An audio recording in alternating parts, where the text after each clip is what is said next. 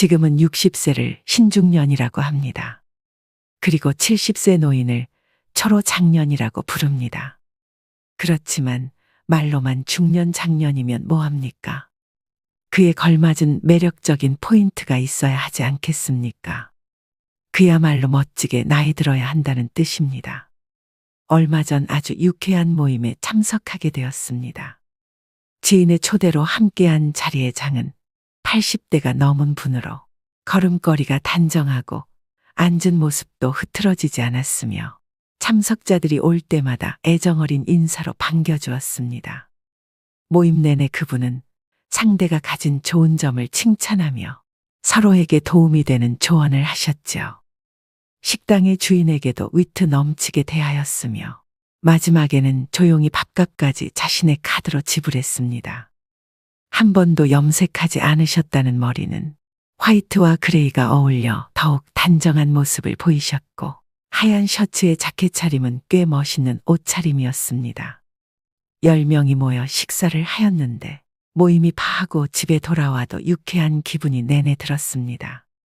아름다운 노년의 전형을 보게 된 것 같아 앞으로의 지향점도 생기기도 해서 좋은 기분이 들었는데요.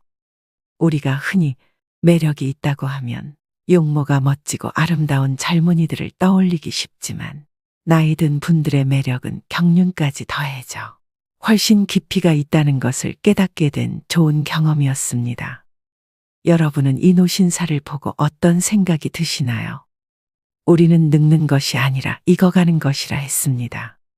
그런데 익어가더라도 곱게 익어가고 익어갈수록 매력이 넘치지 않으면 안 됩니다. 다 늙어서 무슨 매력이냐 하시는 분들도 분명 계실 겁니다. 매력은 더 이상 젊은이들만의 전유물이 아닙니다. 나이 들어 늙어가는 노인도 충분히 매력적입니다. 그러나 노인들은 대개 늙었다는 이유로 매력이라는 단어에 거리를 두는 옷차림과 언행을 하는 것을 쉽게 볼 수 있습니다. 그렇지만 오히려 나이가 들수록 외모에서부터 개인 취향인 옷차림까지 시각적, 정신적인 부분까지 포괄적인 항목에서 매력을 느낄 수 있어야 살아가는데 활력이 생길 수 있습니다. 영국 런던의 정치경제대학교 교수였던 캐서린 하킴은 매력자본이라는 개념을 만들었습니다. 한마디로 매력이 능력이자 경쟁력이라는 말인데요. 그녀가 말한 매력은 잘생긴 외모만을 뜻하는 것이 아닙니다. 유머 감각과 활력, 세련미, 상대를 편안하게 하는 기술 등 다른 사람의 호감을 사는 멋진 태도나 기술을 말합니다. 이런 멋진 태도나 기술은 나이가 많다고 쇠퇴하지 않는다는 것입니다. 오히려 더 좋아질 수도 있습니다. 이것이 바로 나이듦의 지혜와 여유가 아니겠습니까? 그렇다면 나이 들수록 잃어가는 매력을 어떻게 유지할 수 있을까요? 다음에 5가지를 충실히 실천하시면 여러분들도 분명 매력 자본을 갖춘 멋쟁이 노인이 될 수 있습니다. 영상 끝까지 시청하시고 오늘부터 바로 실천해 보시길 바랍니다. 첫째, 자주 웃으셔야 합니다. 얼마 전 지하철의 경로석에 앉은 노인들을 유심히 관찰해 보았습니다. 거의 모든 노인의 인상이 찌그러져 있었는데요. 이처럼 대개 노인하면 인상이 찌푸려져 있는 모습을 떠올립니다. 그러나 가끔 인터넷에서 사진을 검색하다 환하게 웃고 있는 주름진 노인의 얼굴을 보면 훨씬 안정감을 주고 세월의 깊이를 느끼게 해줍니다. 그러니 자주 크게 일부러라도 웃으셔야 합니다. 상대가 한 말의 웃음소리로 화답해주면 상대와의 관계도 좋아질 것입니다. 되도록 늘 웃는 얼굴을 유지하셔야 합니다. 좋은 인상을 주려면 늘 웃는 연습을 해보는 것입니다. 거울을 보고 입꼬리 올리고 씩 웃어보세요. 나이 들어 웃는 얼굴을 만드는 것이야말로 가장 중요한 매력 포인트입니다. 둘째, 항상 마음의 여유를 가지셔야 합니다. 특히 사소한 일에 이러쿵저러쿵 따지지 말아야 합니다. 나이 들어가면서 불평불만이 잦은 것은 듣는 사람에게 동정심을 일으키지도 못하고 오히려 흉하다는 생각을 하게 합니다. 조금 불편해도 왜 나를 챙기지 않지 하는 마음을 버리고 마음의 여유를 가지셔야 됩니다. 마음에 안 들고 불편하더라도 웬만한 것들은 모두 양보하며 웃어넘기세요. 그래야 멋진 노년이 될 것입니다. 셋째, 품격을 지키셔야 됩니다. 무단횡단하는 일이 나이든 이의 특권은 아닌 것과 같이 삼가야 할 것은 확실히 삼가야 됩니다. 나이 들었으니 용인 되겠지 하는 생각은 하지 말아야 됩니다. 오히려 나이 든 사람이 하는 말을 듣게 됩니다.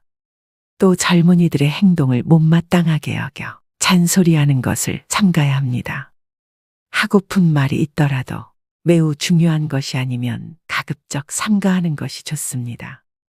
음식을 앞에 두고 맛을 타박하지 말고 감사의 인사를 전한다면 더욱 맛있는 식사를 할 수 있을 것입니다. 음주 후에도 중언부언을 삼가시고 몸가짐을 흐트리지 않아야 합니다.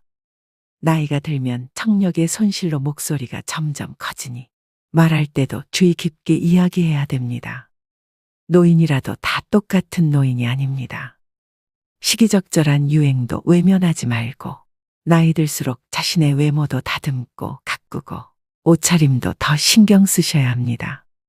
그래야 노년의 품격이 자연스럽게 드러나는 것입니다. 넷째, 하루를 만끽하며 사셔야 합니다. 과거의 일, 특히 왕년의 내가 하지 않는 것입니다. 그리고 미래도 걱정하지 말아야 합니다. 불생불멸의 진리와 인과응보의 진리가 있습니다. 인생은 생로병사의 이치에 따라 돌고 도는 것입니다. 노인에게 내일은 없고 내 인생의 가장 젊은 날은 오늘입니다. 오늘에 최선을 다하고 즐겁게 살면 매력적으로 보이게 됩니다. 거기에 더해 세상을 사랑의 마음으로 보고 인생을 관조하면 망하는 일상이 감사 생활로 변하게 되어 표정도 온화해지고 말씨도 부드러워지니 매력 지수는 한층 상승하게 될 것입니다. 즉, 세상을 선한 눈으로 바라보면 세상은 더욱 아름답게 보입니다. 그리고 측은지심과 자비가 넘쳐나게 되는 것이죠. 미국 대통령이었던 루즈벨트의 부인 엘레나 여사가 남긴 명연설문 중에 한 구절 중에 이런 말이 있습니다. 아름다운 젊음은 우연한 자연현상이겠지만 아름다운 노년은 누구도 쉽게 빚을 수 없는 예술작품이다. 그렇습니다. 오늘이라는 현재에 충실하고 만끽하고 사셔야 됩니다. 다섯 번째, 긍정적이고 적극적으로 살아가셔야 합니다. 긍정적인 태도는 실제로 기대 수명을 7년까지 연장한다고 합니다. 행복한 노년은 거저오지 않습니다. 건강하고 행복한 80세는 수십 년 전부터 차곡차곡 쌓아올린 노력의 결과물입니다. 이제 부정적인 모든 것은 지우는 것입니다. 자신의 익어감을 편안히 순리대로 받아들이는 것이 훨씬 더 평안하고 매력적이며 중후한 멋을 풍기게 되는 것이 아닐까요?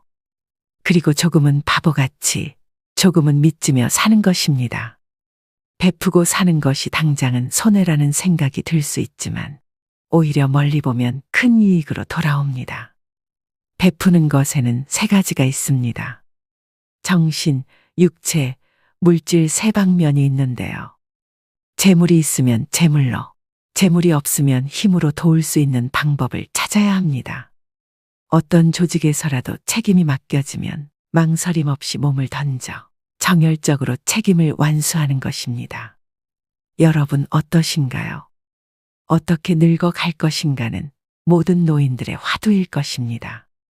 사람이 각기 살아온 역사가 다른 것처럼 늙는 것도 각자 다를 수밖에 없습니다. 품위를 지키며 보람차고 아름답게 늙는 사람이 있는가 하면 그렇지 못한 경우도 있습니다. 멋지거나 추하거나 또 행복하거나 불행한 노년이 되는 것은 모두 자신의 책임입니다. 우리는 모두 살아온 궤적이 다릅니다. 모든 노년이 즐거움과 행복을 같이 누릴 수 없는 것이 당연하죠. 나이듦은 누구에게나 찾아오는 그리 반갑지 않은 손님입니다. 하지만 그 손님과 어떻게 공존하며 살아갈 것인지는 여러분의 선택과 태도에 달려 있습니다. 즉, 노력 여하에 따라서 아름답고 행복하게 늙어갈 수는 있습니다. 올해 여러분은 어떤 모습으로 나이 들어가기를 기대하고 계신가요? 그리고 여러분의 행복한 노후를 위해 어떤 노력을 기울이고자 하시나요? 이것을 지키지 않으면 땅을 치고 후회한다고 하는데요.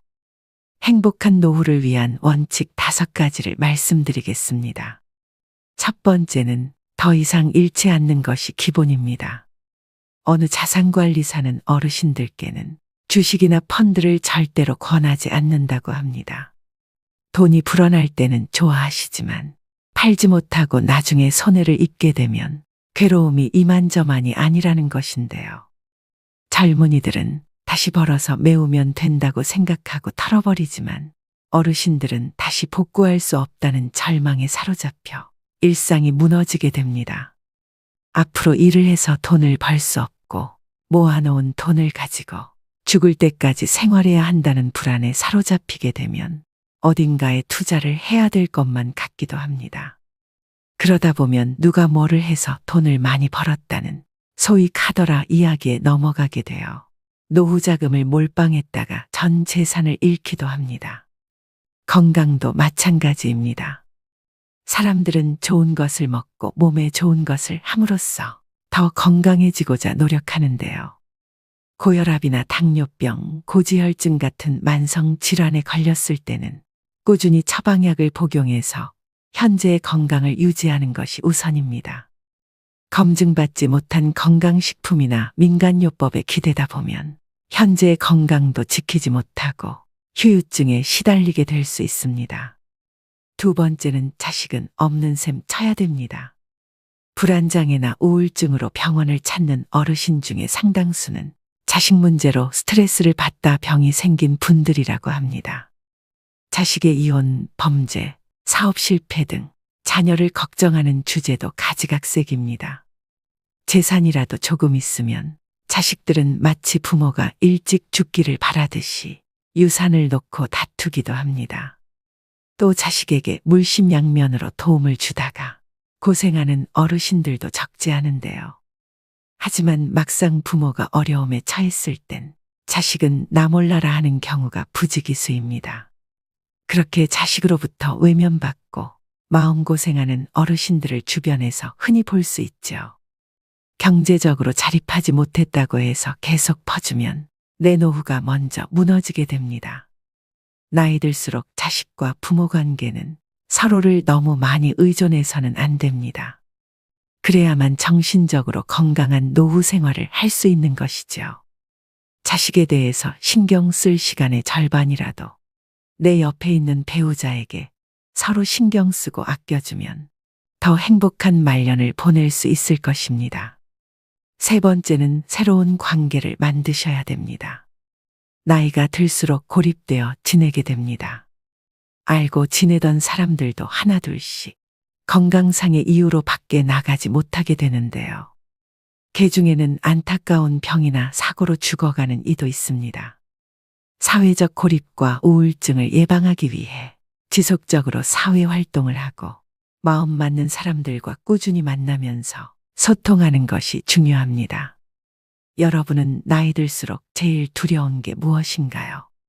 아마 대부분의 분들이 치매가 걱정된다고 말씀하실 텐데요.